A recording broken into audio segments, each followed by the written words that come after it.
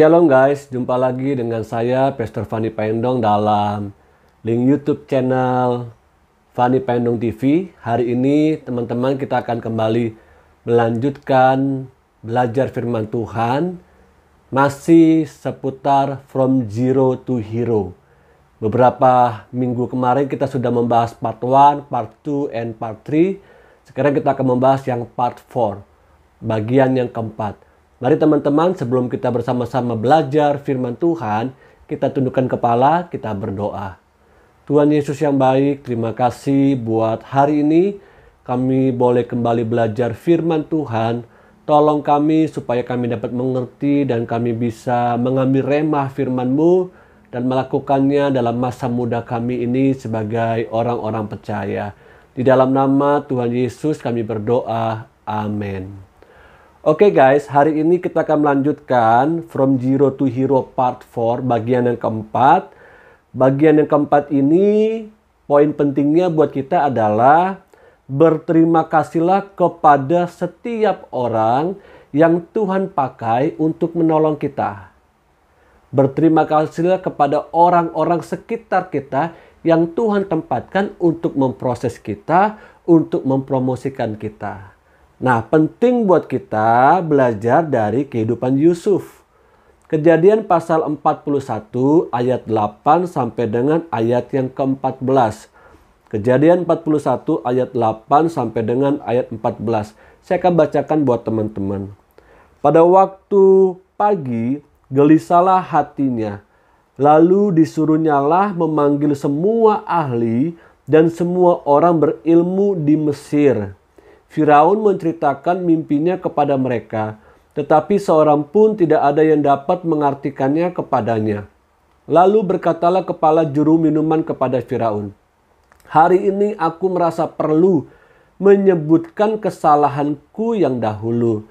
Waktu itu tuanku Firaun murka kepada pegawai-pegawainya dan menahan aku dalam rumah pengawal istana beserta dengan kepala juru roti. Pada satu malam juga kami bermimpi. Aku dan kepala juru roti itu masing-masing mempunyai mimpi dengan artinya sendiri. Bersama-sama dengan kami ada di sana seorang muda Ibrani, hamba kepala pengawal istana itu. Kami menceritakan mimpi kami kepadanya. Lalu diartikannya kepada kami mimpi kami masing-masing." Hal ini maksudnya teman-teman adalah Yusuf yang sedang diceritakan kepada Firaun. Ayat 13. "Dan seperti yang diartikannya itu kepada kami, demikian pula terjadi. Aku dikembalikan ke dalam pangkatku dan kepala juru roti itu digantung. Kemudian Firaun menyuruh memanggil Yusuf. Segeralah ia dikeluarkan dari tutupan. Ia bercukur dan berganti pakaian lalu pergi menghadap Firaun." Nah, teman-teman, apa yang kita baca tadi adalah sebuah pengakuan dari seorang juru minum raja. Ketika bersama-sama sedang ditahan dalam penjara, Alkitab catat juru minuman dan juru roti bermimpi. Dan kedua mimpi tersebut diartikan oleh Yusuf. Lihat. Kalau teman-teman baca dalam ayat-ayat sebelumnya, dikatakan oleh Yusuf mengingatkan, kalau engkau nanti bebas, keluar dari tahanan, keluar dari penjara, jangan lupakan aku. Itu dalam ayat-ayat sebelumnya dikatakan seperti itu. Namun ternyata ketika juru minuman ini keluar dari penjara, lupa akan jasa-jasa kebaikan daripada Yusuf. Ingat baik-baik. Seringkali apa yang kita lakukan, kebaikan yang kita lakukan mungkin tidak langsung diingat oleh orang-orang yang kita tolong. Halo? Jangan taruh ekspektasi yang begitu tinggi setiap kebaikan kita, setiap pertolongan kita kepada orang-orang itu langsung dapat diingat mereka. Ya, kenapa? Karena kalau kita menaruh ekspektasi yang begitu tinggi, maka saya dan teman-teman harus siap-siap mengalami yang namanya kekecewaan. Sesaat Yusuf itu seperti dilupakan. Namun Tuhan mengetahui waktu yang tepat. untuk Yusuf dapat diingat kembali. Ya, untuk Yusuf dapat diingat kembali. Guys, orang-orang muda, kebaikan Yusuf terhadap juru minuman dan juru roti akhirnya dapat dituai pada waktu yang terbaik. Pada waktu yang tepat. Dikatakan terlambat juga tidak. Dikatakan terlalu cepat juga tidak. Semuanya tepat pada waktunya. Tidak ada yang keliru dengan waktu. Halo, kapan waktu yang tepat? Kapan waktu yang terbaik? Bukan waktu yang tepat dan terbaik menurut apa kata kita. Tapi waktu yang tepat dan terbaik adalah apa kata Tuhan. Amin. Apa kata Tuhan. Kebaikan-kebaikan kita buat orang-orang sekitar kita ternyata Tuhan sedang persiapkan untuk kita diingat-ingat oleh orang-orang tersebut, oleh orang-orang sekitar kita, dan Tuhan pakai mereka untuk mempromosikan kita. Tuhan pakai mereka untuk membuat dan menolong kita ada di level di atas dari level sebelumnya di mana kita berada. Menarik buat kita, kebaikan-kebaikan kita itu adalah seperti benih yang satu saat nanti kita akan siap untuk menuainya. Kalau kita menabur benih mangga, maka hasilnya adalah pohon mangga dan buah mangga. Kalau kita menanam benih duren, maka hasilnya adalah pohon duren dan buah duren. Tidak mungkin kita menabur biji mangga, lalu kita menuainya pohon duren, bahkan buah semangka. Tidak. Tapi apa yang kita tabur, kebaikan itu satu saat nanti akan berbuah. Amin. Akan berbuah. Karena itu Amsal pasal 3 ayat 27 katakan dalam terjemahan baru, janganlah menahan kebaikan daripada orang-orang yang berhak menerimanya. Padahal engkau mampu melakukannya. Jadi jangan tahan-tahan kebaikan yang mampu kita kasih, kita berikan. Kebaikan itu bukan hanya bicara uang yang kita beri, tapi kebaikan, benih itu kebaikan bisa bicara waktu, bisa bicara nasihat, bisa bicara perhatian. Karena itu adalah bentuk kebaikan yang harus kita lakukan. Dan jangan ditahan-tahan. Padahal kita mampu melakukannya. Sebaliknya ketika kita mampu melakukannya dan tidak melakukannya, maka kita bersalah di hadapan Tuhan.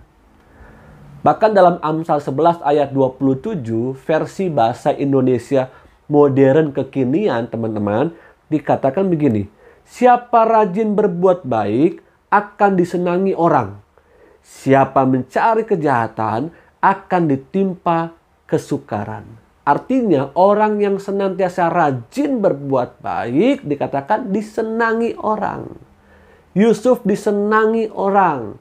Yusuf diingat kebaikannya, diingat excellence-nya, diingat perhatiannya, diingat pertolongannya. Siapa yang mengingatnya? Tentu Tuhan. Dan menggerakkan hati orang-orang sekitarnya di mana Yusuf berada. Demikian dengan kita, di mana engkau sedang berada saat ini. Dalam keluargamu, di sekolah, di kampus, di dalam usahamu, marketplace, bahkan dalam pelayananmu di gereja. Ingat Tuhan tempatkan orang-orang sekitar kita untuk kita tolong, untuk kita perhatikan. Dan buah kebaikan itu akan menjadi benih. Amin. Akan menjadi benih. Orang baik akan selalu mendapat tempat di hati sesamanya. Tuh, lihat. Orang baik akan selalu mendapat tempat di hati sesamanya. Adakah nama kita di hati orang-orang sekitar kita? Adakah nama kita ada dalam pikiran orang-orang sekitar kita? Saya berdoa berharap orang-orang muda engkau yang menyaksikan tayangan ini, namamu diingat, dikenang oleh orang-orang sekitarmu. Amin. Dan tentunya nama kita juga ada tercatat di kitab kehidupan. Jadi poin yang pertama ini kita belajar bahwa Yusuf itu dikenal kebaikannya oleh orang-orang tempat dia berada di marketplace. Dan dipromosikan oleh orang-orang sekitarnya. Tuhan memakai orang-orang sekitarnya untuk mempromosikan Yusuf. Nah yang kedua, Yusuf juga berterima kasih karena ada orang-orang sekitarnya, bukan hanya marketplace, tapi juga ada keluarga-keluarganya.